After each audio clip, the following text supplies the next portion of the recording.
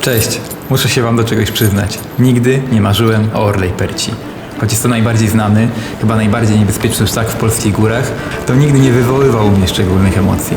Ale najwyraźniej i na mnie nadszedł czas, bo właśnie schodzę chyba najbardziej charakterystyczną drabiną w Polsce i muszę przyznać, że daje mi to sporo frajdy. Jednak ta historia nie zaczyna się na drabinie, więc cofnijmy się odrobinę w czasie.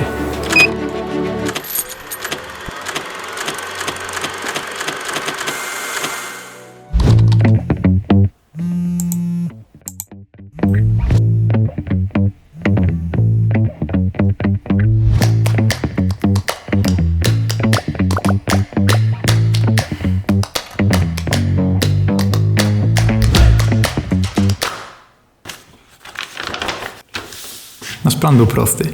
Startujemy w Brzezinach, zatrzymujemy się na chwilę w Murowańcu. Psst. Podnieśli ostatnio cenę toalet. Wchodzimy na niebieski szlak, mijamy czarny staw gąsienicowy i tułamy się powoli na zawrat. To tutaj dopiero zaczyna się Orla Perć. Tam wchodzimy na czerwony szlak, mijamy Kozią Przełęcz i powoli wchodzimy na Kozi Wierch. Potem kierujemy się do skrajnego Granatu, gdzie ze względu na trwający remont kończymy przejście Orlej. Stąd zostaje nam już tylko zejście do Murowańca i powrót do samochodu.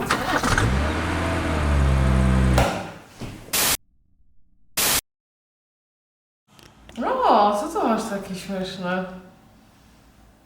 Boże, jaki mam wielki.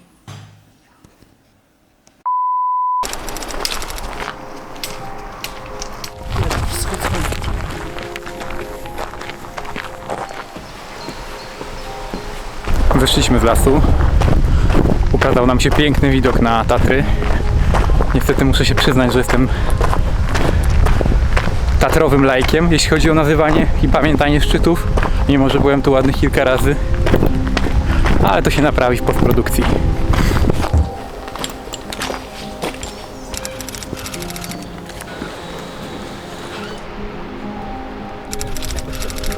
I meldujemy się nad czarnym stawem gąsienicowym, który jak zawsze robi wrażenie. A tam kościelec, na który dzisiaj nie idziemy. Powoli zaczynamy wspinać się na zawrat. Tętno ponad 160. Robi się coraz ładniej. Piękny widok na szczyty, skąpane w słońcu. Wchodząc na zawrat mamy do pokonania 550 metrów przewyższeń. To właśnie tutaj zaczynają się sztuczne ułatwienia w postaci klamer i łańcuchów. Zakładamy kaski ze względu na ryzyko spadających kamieni. Podejście jest ciężkie, wymagające i zdecydowanie daje nam dzisiaj popalić. Ale już po 9 meldujemy się na Przełęczy.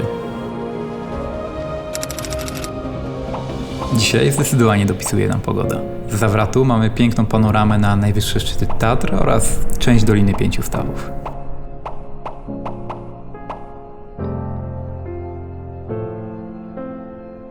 Po zdobyciu Przełęczy w końcu zaczynamy Orlą Perć. Przed nami dobre kilka godzin wysiłku, pięknych widoków i wspaniałości.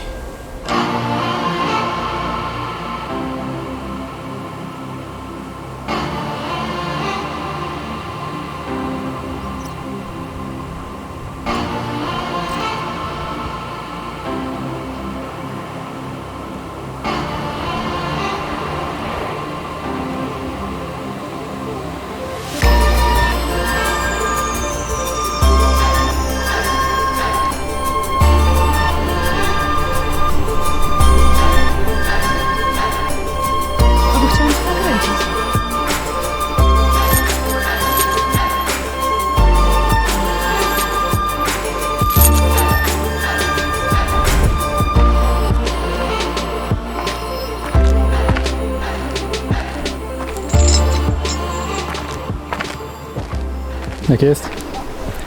Dopiero początek. Może spoko.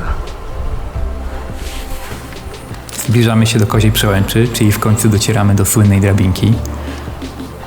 Może zrobić wrażenie, zwłaszcza jeśli widzieliście ją tylko na nagraniach z kamer eksportowych, bo szeroki kąt może zdecydowanie zadziałać na wyobraźnię.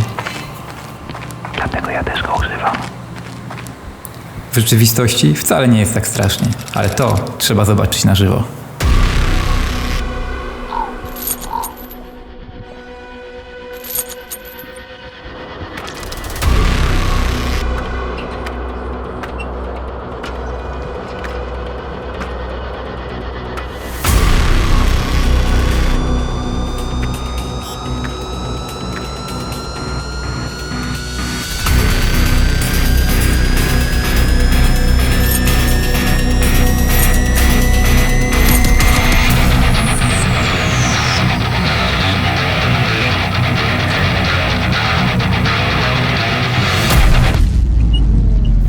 Kiedy stoimy tak w tym zatorze, możemy chwilę pogadać.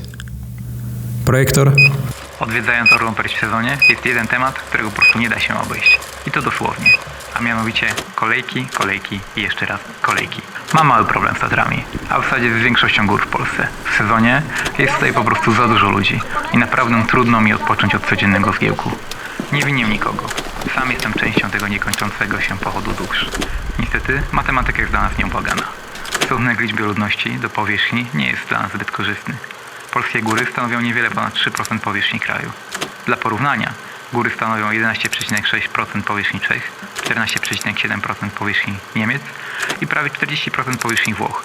Czyli statystyczny Włoch ma do dyspozycji 8 razy więcej gór, nawet nie wspominając o górach wysokich, których jest tam jeszcze więcej. Niestety nie ma dobrego rozwiązania tej sytuacji. Nie zawsze da się wyjść odpowiednio wcześnie, a gór już raczej nie dobudujemy, choć słyszałem, że niektórzy próbują. Pozostaje uzbroić się w odrobinę cierpliwości i spożytkowanie tego czasu na cieszenie się pięknymi widokami, bo tych na szczęście nie brakuje. Dobra, coś się ruszyło. Wracamy na szlak. Trzeba posłuchać.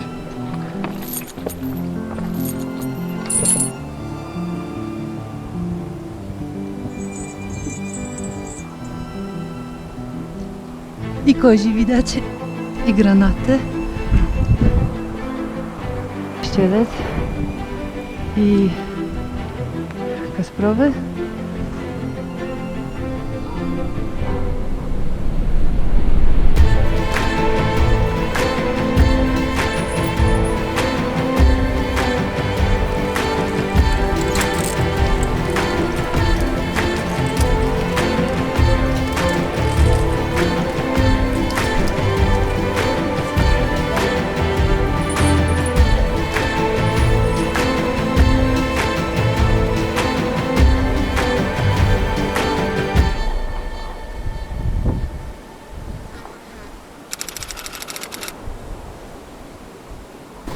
Mimo kolejek dotarliśmy na Kozi Wierch. Piękny widok, piękna panorama. Jest naprawdę przepięknie. Większość podejść za nami. Teraz będziemy głównie schodzili w dół granatami, które tam malują się gdzieś w oddali. Gdzieś tam.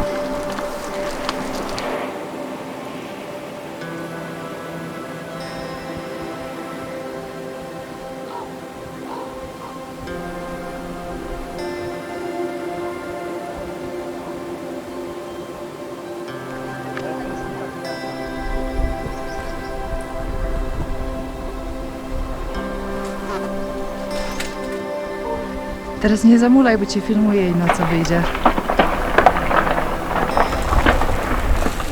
Leci coś. Już trzeci raz. Głazy lecą. Ale remontują tą część szlaku.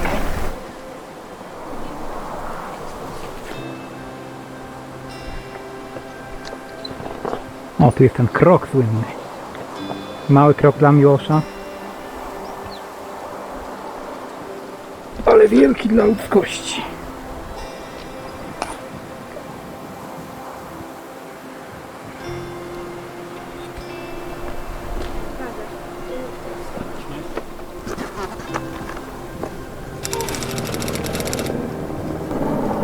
Dokonało się po prawie 10 godzinach, meldujemy się na ostatnim granacie. Przed nami tylko droga w dół. Akurat jak tyle wchodził.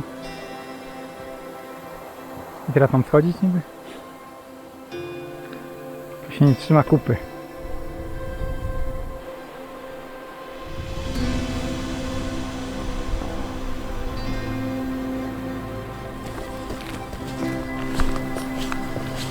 W ogóle fajna rzecz mi się dzisiaj przydarzyła.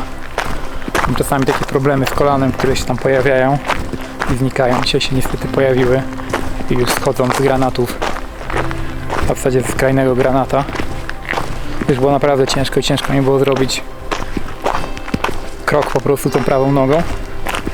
Zatrzymałem się, zacząłem jakby tą nogę tak gdzieś tam próbować rozmasować i wtedy objawił się taczański anioł w postaci fizjoterapeutki z Poznania, która jakby postawiła diagnozę, dała mi porady, pokazała jak powinienem to rozmasować.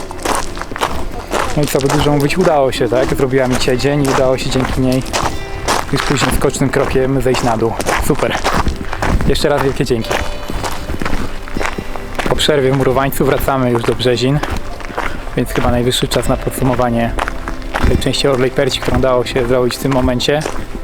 Z mojej perspektywy naprawdę piękny szlak, trochę długi, chyba wolę krótsze szlaki.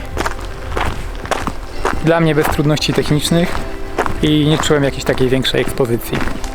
Ale piękny szlak, piękne widoki na całe Tatry praktycznie, więc przygotować się kondycyjnie i iść. Zdecydowanie warto, tak? Ten szlak nie jest taki znany bez powodu przecież. Na drodze do Brzezin zaczęły łapać mnie dreszcze. Pojawił się ból głowy oraz lekkie nudności. Są to typowe objawy udaru cieplnego, dlatego poza odpowiednim przygotowaniem fizycznym, dostosowaniem trasy do warunków pogodowych, warto mieć ze sobą nakrycie głowy oraz dużą ilość płynów. Na ten wypad nie wziąłem ze sobą czapki, co okazało się sporym błędem, za który musiałem później zapłacić.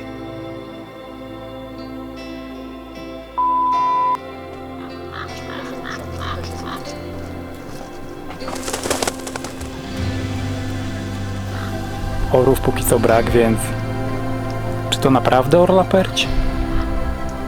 Czy my żyjemy w symulacji? Czy to Krucza Perć?